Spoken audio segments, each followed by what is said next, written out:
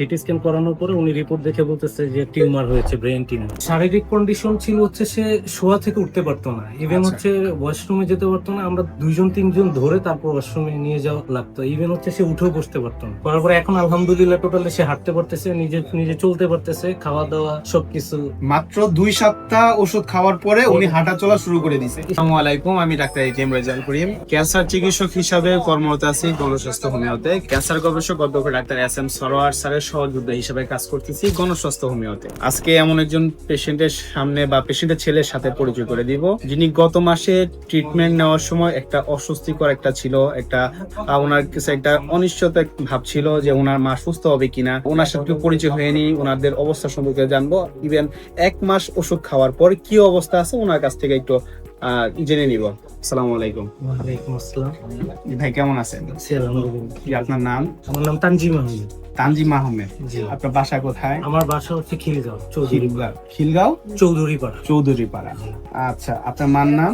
আমার মার নাম চামেলি বেগম। চামেলি বেগম। আপনি যদি বলতেন আপনাদের মানে পেশেন্টের কি হয়েছিল বা আপনার মার কি হয়েছিল, কিভাবে আসলেন, কোথায় ট্রিটমেন্ট করলেন একটু বলেন। সর্বপ্রথম হচ্ছে যে আমার মায়ের তো অস্বস্তি ছিল কিছুদিন, তারপর হচ্ছে ডক্টর দেখাইছি এলোপ্যাথি। তো উনি রিপোর্ট দিছে, তখন আমরা সিটি স্ক্যান করাইছি। সিটি স্ক্যান করানোর পরে উনি রিপোর্ট দেখে বলতেছে যে টিউমার হয়েছে, ব্রেন টিউমার। দেন হচ্ছে ম্যাক্সিমাম ডক্টরই বলছে যে অপারেশন করাতে হবে। তারপর হচ্ছে আমার মা অপারেশন করাতে মানে তার পক্ষে না, রাজি না এক কথায়। তারপর আমি অনলাইন থেকে আপনাদের অ্যাড্রেস পেয়েছি, দেন আমি এখানে আসছি। আসার পর অনেক হতাশ ছিলাম। আফটার 1 মান্থ আলহামদুলিল্লাহ ফিলিংস গুড।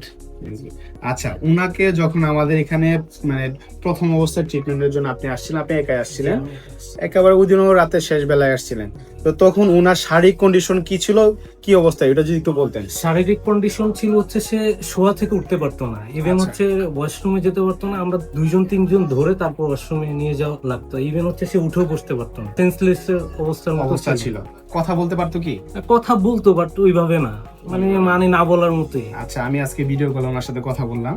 তো আজকে 1 মাস ওষুধ খাওয়ার পরে আমাদের দীর্ঘ 1 মাস ওষুধ খাইলেন আমাদের এখান থেকে ওষুধ খাওয়ার এখন বর্তমান কি কন্ডিশন আছে, যে অবস্থা বাসায় রেখে আসছেন? হচ্ছে 2 উইকস লেটার হচ্ছে মার condition day by day improve করছে। করার পরে এখন আলহামদুলিল্লাহ টোটালি সে হাঁটতে পারতেছে, নিজে নিজে চলতে পারতেছে, খাওয়া দাওয়া সবকিছু। মাত্র 2 সপ্তাহ ওষুধ খাওয়ার পরে উনি হাঁটা চলা শুরু করে দিয়েছে।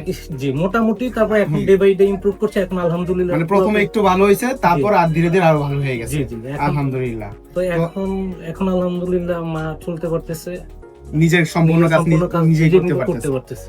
আচ্ছা, সবাই একটা কথা বলে যে ক্যান্সারের পেশেন্ট সুস্থ হয় না, ইভেন ব্রেন টিউমারের পেশেন্ট সুস্থ হয় না, সার্জারি লাগবে, ওটা সার্জারি করতে হবে।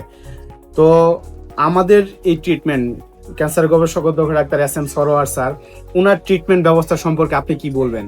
আলহামদুলিল্লাহ আমি স্যাটিসফাই। ইভেন হচ্ছে স্যার আমাকে লাস্ট দিন বলে দিয়েছিল যে আমি খুব আপসেট ছিলাম, তো স্যার বলছে যে ইনশাল্লাহ আপনার মা এই 1 মাসের মধ্যে সুস্থ হয়ে যাবে।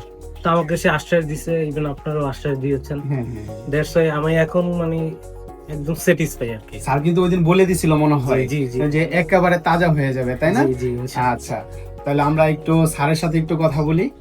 তো এই মুহূর্তে আমি স্যারের সাথে একটু কথা বলে দিয়েছি। আমার পাশে আছে বিশ্বনন্দিত ক্যান্সার গবেষক অধ্যক্ষ এস.এম. সরোয়ার স্যার। স্যার যদি এই বিষয়ে কিছু বলতেন। সম্মানিত দেশবাসী, বিশেষ করে ওনার আমরা শুধু আল্লাহর রসের সম্মতে যে সকল ক্যান্সার রোগী একদম গলা থেকে পেনিস পর্যন্ত 4-5টা অপারেশন হয়েছে, ক্যান্সার গবেষক ডাক্তার এস.এম. সরোয়ার লিখলেই প্রায় 5,500-এর ঊর্ধ্বে সাক্ষাৎকার পাবেন যারা সুন্দরভাবে সুস্থ হয়েছে। আমরা বলবো ক্যান্সার হলে আনসার নেই, সে কথার কোনো ভিত্তি নেই। ক্যান্সার সম্পূর্ণরূপে সুস্থ হয়।